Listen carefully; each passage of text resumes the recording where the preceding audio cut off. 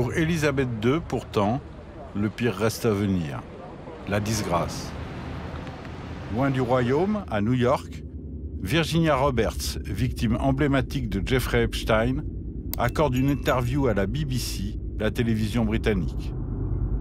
C'est elle que le prince Andrew tient par la taille sur la photo diffusée par le FBI. Virginia Roberts avait 17 ans lorsqu'elle a été recrutée par Epstein. Adolescente en perdition, elle est devenue le jouet sexuel du milliardaire pendant 3 ans. Ce dernier l'a partagée avec ses amis prestigieux, comme le prince Andrew. How many times did you have sex with Prince Andrew? There was 3 times. And where was that? Guylain's townhouse in London, Jeffrey's mansion in New York, and Jeffrey's Island in the Caribbean. Guylain tells me that I have to do for Andrew what I do for Jeffrey. And that made me sick. It was disgusting. He wasn't mean or anything, but he got up and he said thanks and walked out, and I sat there in bed just horrified and ashamed and felt dirty, and I had to get up and go have a shower. And the next day, Guylain tells me I did a really good job. She pats me on the back and said, "You made him really happy."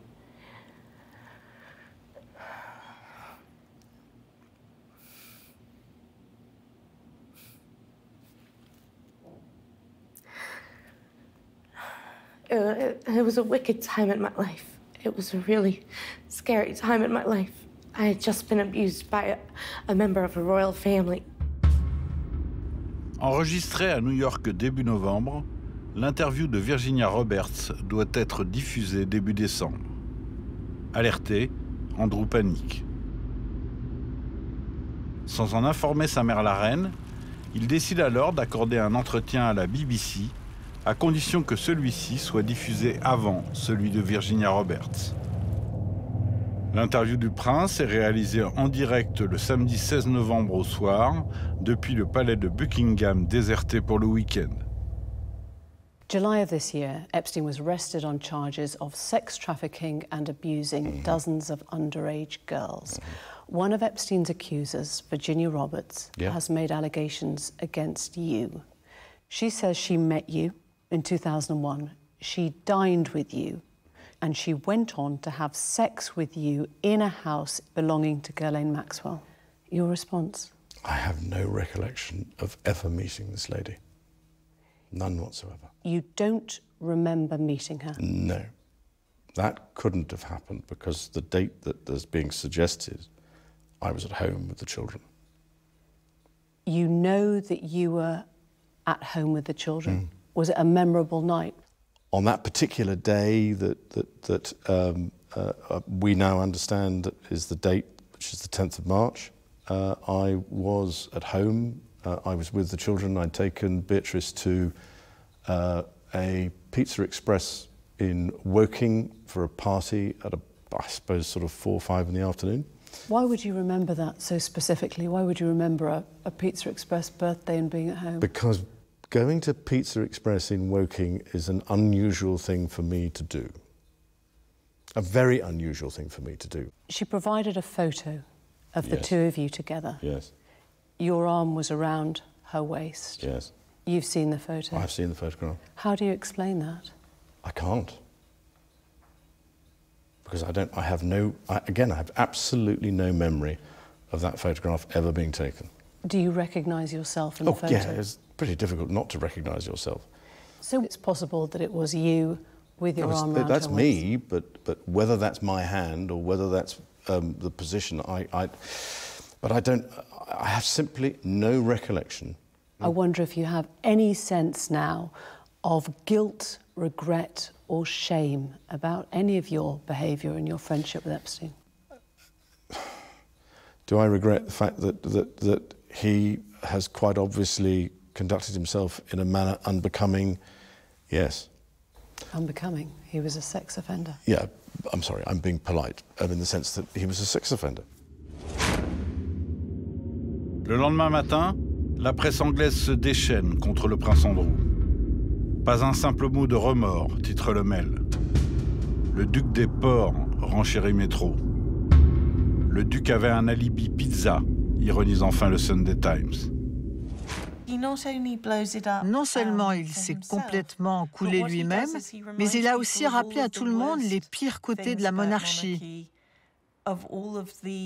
Toute cette vénalité, cette dimension rétrograde. Il a dit qu'il n'avait pas remarqué les jeunes femmes autour d'Epstein parce qu'elles étaient des employées et qu'il ne faisait pas attention aux employés. Vous vous rendez compte? Avoir grandi dans un monde qui vous rend aveugle aux gens autour de vous, qui deviennent de simples objets comme cette chaise?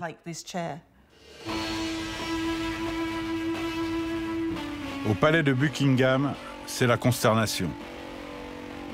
Les dames de compagnie regardent ailleurs, les conseillers filent droit.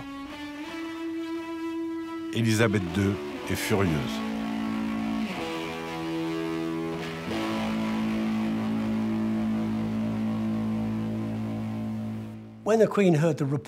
Quand la reine a appris la nouvelle à propos de l'interview, elle n'était pas simplement choquée, elle était en colère.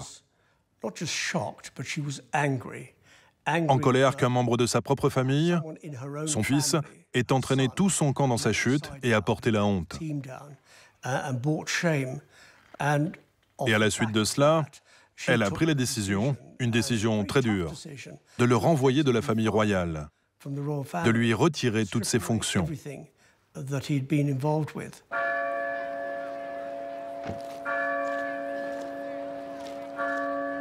C'est Andrew lui-même qui est chargé par sa mère de se faire harakiri.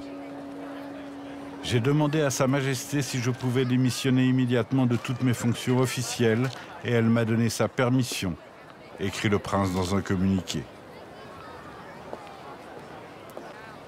Du pur Élisabeth II.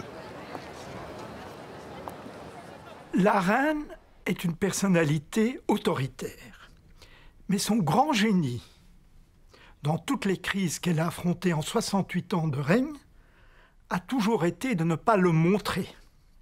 Quand la reine prend conscience de l'ampleur du scandale, une main de fer dans un gant de velours, on se débarrasse d'Andrew, mais le lendemain, on va à l'église en compagnie d'Andrew devant les photographes.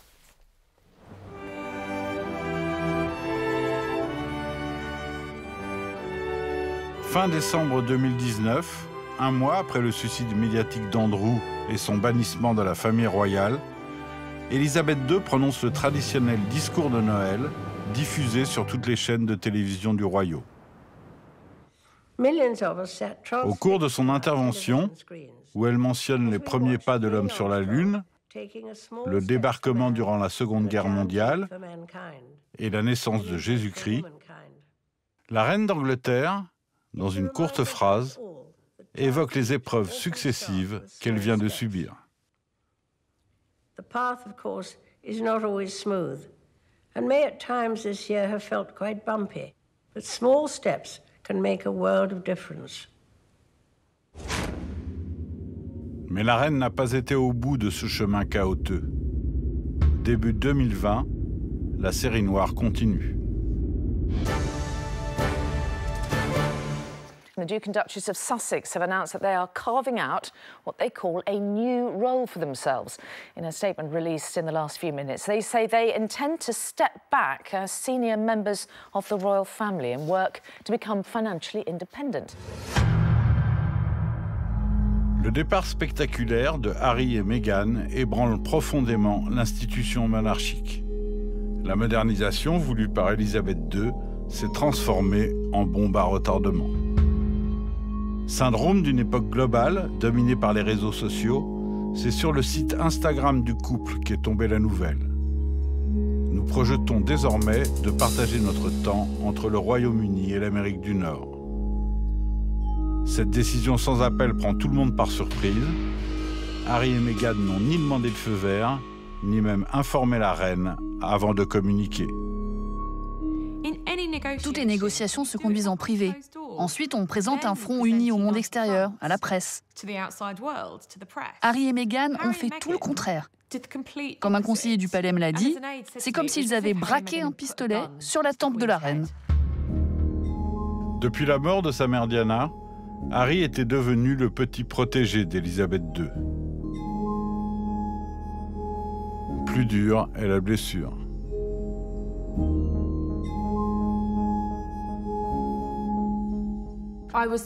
Une source proche de la reine m'a dit que la reine s'était sentie totalement trahie par Harry et Meghan. Elle est sortie de sa réserve pour accueillir Meghan, pour que le couple se sente bien, pour leur offrir la vie royale dont ils rêvaient. Harry, disait cette source, se comporte comme un adolescent capricieux.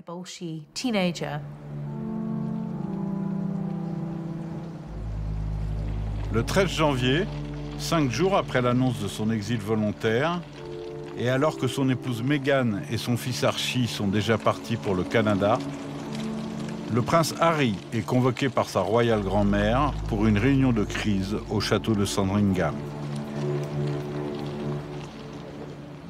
La reine organise un conclave familial pour régler le cas d'Harry. Harry, qui est adorable mais n'est pas très intelligent, n'a rien compris qu'il est tombé dans un piège parce qu'il est en minorité. Il a contre lui un front absolument implacable. La reine, le prince Charles, le prince William, la dame de compagnie et 3 secrétaires privés. Et Meghan n'est pas là. Et donc la reine est complètement maître de la situation. Harry est tombé dans un guet-apens. Derrière les murs centenaires du château, Harry plaide sa cause. Le duc de Sussex espérait conserver son titre d'Altesse royale, donc continuer à représenter la reine en Amérique, ce qui lui garantissait une force de frappe inégalable pour ses multiples actions caritatives. C'est raté. On peut quitter la famille royale, mais dans ce cas-là, on part sans rien emporter. On ne peut pas espérer s'installer de l'autre côté de l'Atlantique et utiliser les avantages de la famille royale pour devenir financièrement indépendant. Ce n'est pas comme cela que fonctionne la royauté. On ne peut pas avoir un pied dedans, un pied dehors. On est dedans ou dehors. La reine était inflexible à ce sujet. C'était une décision radicale et cela a dû être difficile pour elle. Mais son petit-fils avait choisi de partir, à lui d'en assumer les conséquences. Inquiète pour son vieux mari, déstabilisée par l'ouragan Boris Johnson, meurtrie par son fils, abandonnée par son petit-fils, Élisabeth II encaisse coup sur coup.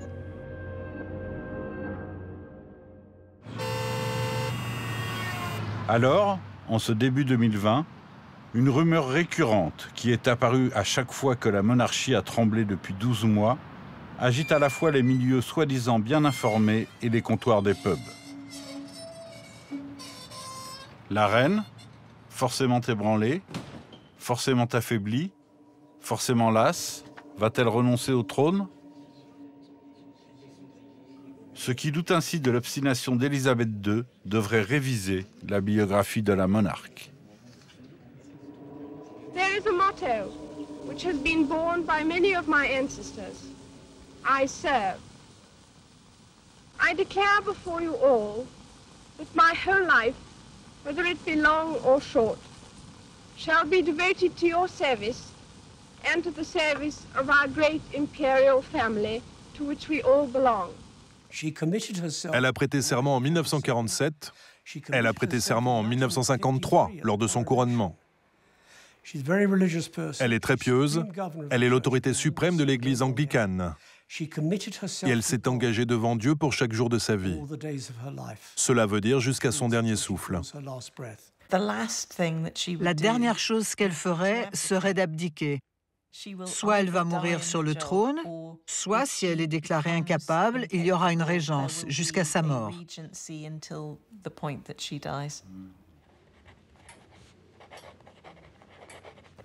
Dans la nuit qui l'enveloppe chaque soir un peu plus, Élisabeth II se souvient des mots qu'elle a prononcés il y a plus de 70 ans. Je servirai. Durant sa longue carrière de reine, beaucoup ont voulu décider à sa place. Personne n'y est jamais parvenu. Et cela ne va pas commencer. Boris Johnson, Andrew, Harry, les hommes passent avec leur orgueil aveugle. Elle reste. Abdiquer? Jamais.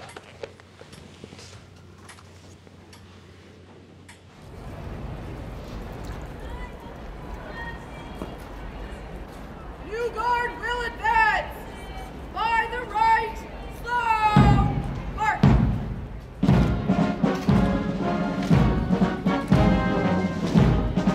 Et après, comment succéder à une légende vivante, à cette femme qui a dompté l'histoire?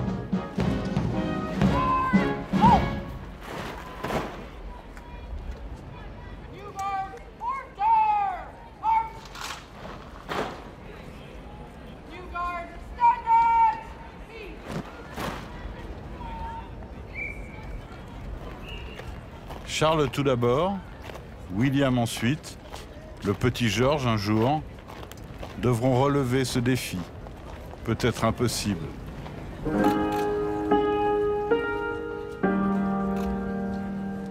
Que Dieu leur prête force. God save the Queen.